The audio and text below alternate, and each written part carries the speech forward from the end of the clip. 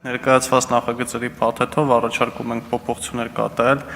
Հայաստանի Հանրապետության հողային օրենսգրքի և հարակից օրենքների մեջ առաջարկվող փոփոխությունների ընդունման արդյունքում ՀՀ սեփականությունը հանդիսացող և պետական մարմինների հաշվեկշռում գտնվող չկառուցապատված հողամասերը անհատույց օգտագործման կամ նվիրատվության եղանակով կարող են տրամադրվել պետական գույքի կառավարման լիազոր մարմնի որոշումներով պետական գույքի կառավարման օրենսդրությամբ սահմանված կարգով։ Ներկայումս գործող կարգավորումների համաձայն պետական սեփականություն հանդիսացող հողամասերը անհատույց օգտագործման կամ նվիրաբերության եղանակով տրամադրում է համայնքի ղեկավարը պետական լիազոր մարմնի հայտի հիման վրա։ Առաջարկվող փոփոխությունների արդյունքում